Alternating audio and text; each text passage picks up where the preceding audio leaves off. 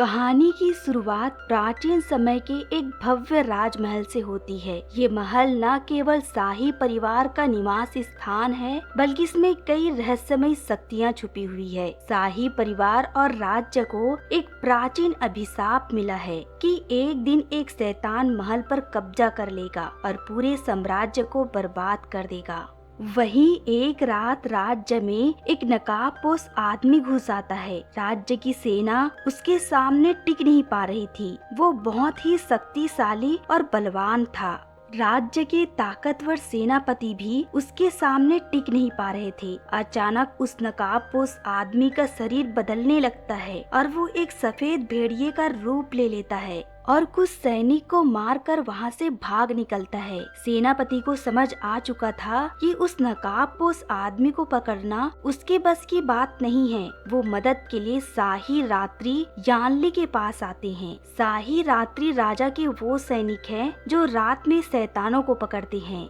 सेनापति यानली से मिलकर महल में हो रहे घटना के बारे में बताते हैं और उसे उस नकाबपोश आदमी को ढूंढने की जिम्मेदारी देते हैं। यानली बिना देर किए उस नकाबपोश आदमी के छानबीन में राज्य के उत्तर की तरफ निकल पड़ते हैं, जहाँ के सेनापति सिंघोरा थे। वहाँ यानली को चौंकाने वाली बात पता चलती है। दरअसल राज्य में कुछ दिनों से राज्य के मंत्री और शाही परिवारों की हत्या हो रही थी और उनके मौत का कारण था उनके शरीर से अत्यधिक खून निकल जाना। पर सोचने वाली बात ये थी कि उनके शरीर में एक भी खरोच नहीं था, जिससे यानली अनुमान लगा लेता है कि इस सब के पीछे केवल शैतानों का हाथ होगा। और वो उसी जगह आ जाता है जहां आखिरी बार उस नकाबपोश को रूप बदलते सेनापति के द्वारा देखा गया था। वहां पे वो कुछ सफेद बाल देखता है जो नकाबपोश को पकड़ते वक्त तलवार से कटकर गिर गया था। वो उस बाल की मदद से उस नकाबपोश को ढूंढते ढूंढते एक शैतानों की बस्ती में आ जाता है,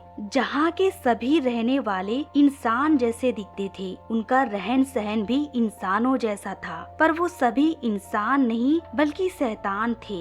यानली एक जादुई यंत्र से उन्हें हिप्नोटाइज कर उस नकाबपोश शैतान को ढूंढने की कोशिश करता है, पर वहाँ अचानक एक सफेद लिबास में एक सुंदर सी लड़की प्रकट होती है और यानली का जादुई यंत्र लेके गायब हो जाती है। यानली उसका पीछा करते हुए एक गुरुकुल में घुस आता है, जहाँ एक गुरुजी शैतानों के बच्चों को शिक्षा दे रहे थे कि इंसानी जीवन मिलना भाग्य की बात होती है। वो अपने शैतानी जन्म से दुखी थे। वो भी इंसानों की तरह समाज में रहना चाहते थे और यानली का यंत्र लेने वाली उसी गुरु की एक शिष्य लीनू थी, जिनकी हरकतों से गुरु यानली से माफी मांगते हैं और उसका यंत्र वापस करते हैं। यानली गुरु से मिलकर अपने यहाँ आने का कारण बताते हैं कि वो एक सफेद बालों वाले शैतान को ढूंढ रहा है जो राज्य के मंत्री और शाही परिवारों की हत्या कर रहा है।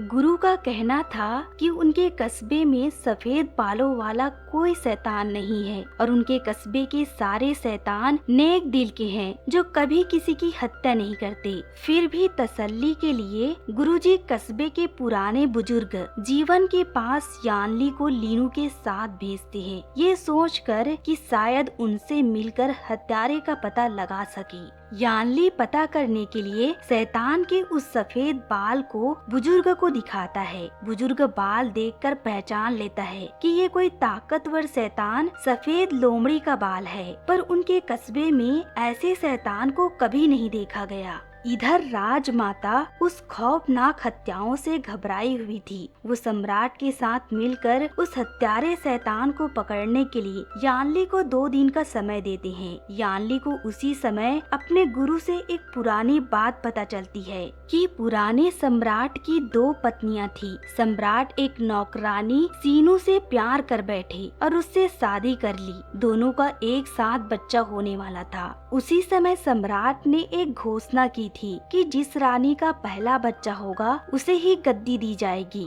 और सीनू महारानी से पहले बच्चा जन्म देती है, पर उसके पेट से मरा हुआ सफेद लोमड़ी का बच्चा पैदा हुआ था। सीनू उस सफेद लोमड़ी के बच्चे को महारानी के बच्चे के साथ बदलना चाहा, पर वो अपने इस इरादे से नाकाम होती है। यानली सोच में पड़ जाता है कि एक इंसान लोमड़ी के बच्चे को कैसे जन्म दे सकती है। तभी उसके गुरु से बताते हैं कि सीनू ने एक ब्रह्मचारी का अपमान किया था, इसी कारण उसे अभिशाप मिला था। ये सब जानने के बाद यानली सीनू के पुराने महल आ जाता है। वहाँ सीनू के तस्वीर के साथ एक कविता लिखी हुई थी। जैसे ही यानली उस कविता को पढ़ने लगता है, कमरे में धुआं भर जाता है और एक काला साया उसके नजदीक से गुजरता है। यानली उस काला साया का पीछा करते हुए कमरे से बाहर निकलता है तो कुछ मुखौटे पहने इंसान उस पर हमला करने लगते हैं। तभी वहाँ पर राजकुमारी आ जाती है और उन्हें तीर मारकर भगा देती है।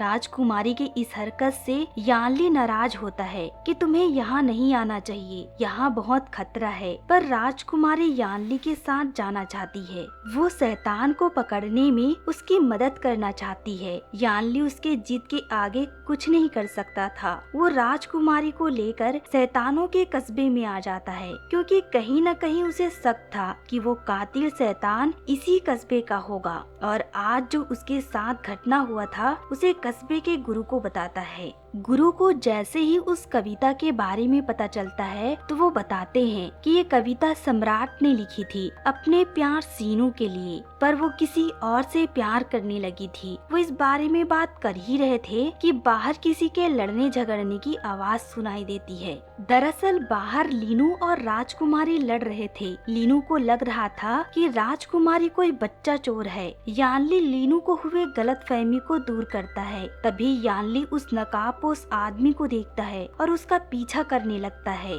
वो उसका पीछा करते हुए एक घर में आता है। वहाँ कस्बे के बूढ़े व्यक्ति का लाश पड़ा हुआ था। उसकी भी मौत अत्यधिक खून निकल जाने के कारण हुआ था। उसके पोस्टमार्टम करने पर उसके शरीर से एक पतला सुई और धागा निकलता है, जिससे यानली समझ चुका था कि ये काम किसी शैतान का नहीं है, क्योंकि शैतान केवल खून पी सकते थे। पर उनके बॉडी से पतली सुई धागे की मदद से खून बाहर निकाला जा रहा था। ये कोई बहुत बड़े षड्यंत्र का इशारा था। उन्हें गुमराह किया जा रहा था। वजह कुछ और ही था।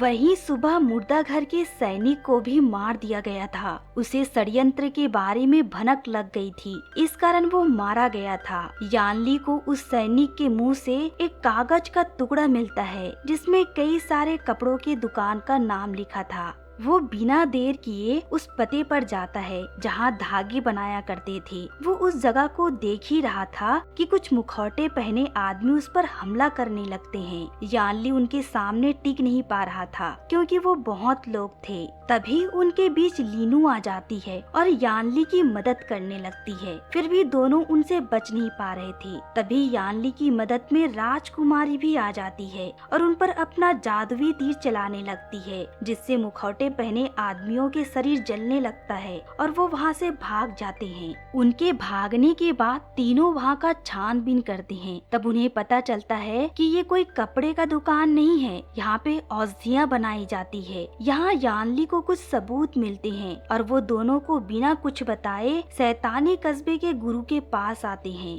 और उससे एक सवाल पूछते हैं कि मैं पहली बार आपसे मिला था तब आपसे एक औषधि की महक आ रही थी और वही महक मुझे एक कपड़े के दुकान में मिली, जहाँ कुछ मुखौटे वाले आदमी मुझ पर हमला किए थे। यानली गुरुजी से इसके पीछे का राज जानना चाहते हैं। यहाँ पे गुरुजी अपनी असली पहचान बता देते हैं कि जिसे तुम ढूंढ रहे हो सफेद लोमड़ी, वो मैं ही हूँ। साथ ही वो यानली का भी एक राज बताते हैं कि राजा की दूसरी पत्नी सीनू का बेटा तुम ही हो। तुम भी इंसान नहीं, एक शैतान हो। ये बात सुनकर यानली चौंक सा गया और इस बात में कितनी सच्चाई है ये जानने के लिए वो अपने राजगुरु के पास आता है और अपने जन्म की सच्चाई पूछता है। अब राजगुरु यानली से और नहीं छुपा सकते थे। वो यानली को उसकी पूरी कहानी बताते हैं कि राजा की दूसरी पत्नी सीनू जब गर्भवती थी तब राजा उसे सफेद लोमड़ी का मांस खिलाना चाहते थे और उसी के शिकार के वक्त वो घायल हो जाते हैं।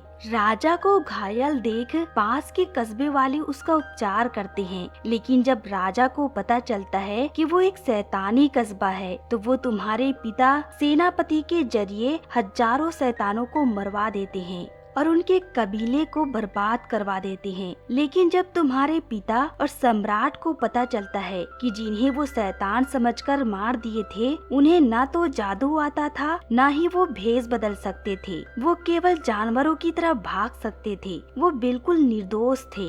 ये सच्चाई जानने के बाद तुम्हारे पिता और सम्राट एक नियम बनाए थे कि कोई भी शैतान को बिना अपराध के नहीं मारना है और अपनी इस गलती के प्रायश्चित के लिए तुम्हारे पिता उसी कस्बे के बिना माँ बाप के बच्चे को अपने साथ उठा ले आए थे और उसे अपना नाम दिए थे। यानली वही बच्चा था और दुनिया से तुम्हारी सच्चाई छुपाई रखी। इस तरह यानली अपने राजगुरु से अपनी पूरी सच्चाई जान लेता है। इधर शैतानी कस्बे में नया साल का जश्न मनाया जा रहा था, पर वहाँ के गुरुजी का कुछ और ही मकसद था। वो शाही परिवार से काफी साल पहले हुए अपने कस्बे की बर्बादी का बदला लेना चाहते थे। इस कारण वो जश्न के दावत पर कुछ औषधियाँ मिला दिए थे, जिसे खाकर कस्बे के नॉर्मल शैतान भी एक खतरनाक रूप ले रहे थे ताकि शाही परिवार से अपना बदला ले सके। तभी यहाँ पे यानली आ जाता है और अपने जादुई यंत्र से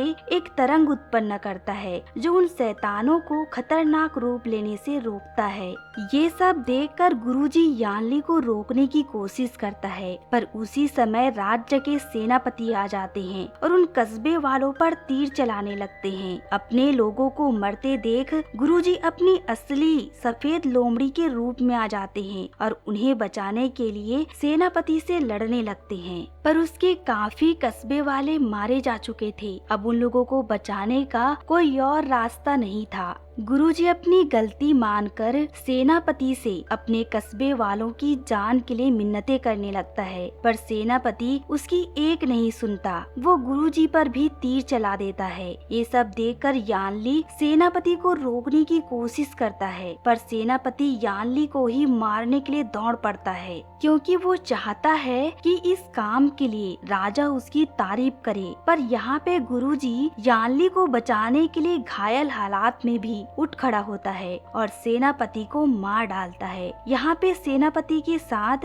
गुरुजी भी मारे जाते हैं, क्योंकि पहले से घायल थे। सेनापति का अचानक यहाँ आने का कारण यानली समझ चुका था। दरअसल सेनापति यानली पर हमेशा नजर रखे रहता। सेनापति सिंघोरा के लिए काम करते थे, जो उत्तरी राज्य के सेनापति थे। राज्य में जो अजीब अजीब घटनाएं हो रही थी, मंत्रियों और शाही परिवारों की हत्या हो रही थी, इसके पीछे शैतान नहीं सिंघोरा का काम था, जो सारी गलती शैतान पर डाल रहे थे। दरअसल वो राजा और यानली का ध्यान भटका रहा था ताकि सम्राट का राजगद्दी छीन सके। पर इस सब को यानली समझ चुका था, क्योंकि मुखौटे वाले आदमी जो यानली पर हमला करते थे वो सिंघोरा के आदमी थे, जो यानली को फिर से मारने की कोशिश करते हैं। पर यानली अपने जादुई तलवार से सभी को मार डालता है और सिंघोरा के सारे अपराध को राजा को बताता है, जिससे सिंघोरा को कैद कर लिया जाता है और यही से इस षड्यंत्र का पर्दाफाश होता है। आगे सम्राट के द्वारा यानली को शैतानी कस्बे का मुखिया बना दिया जाता है और इसी के साथ मूवी यहीं पर समाप्त होती है। दोस्तों, आपको हमारा ये वीडियो कैसा लगा कमेंट कर बताएं। वीडियो को लाइक करें और चैनल को सब्सक्राइब करना न भूलें।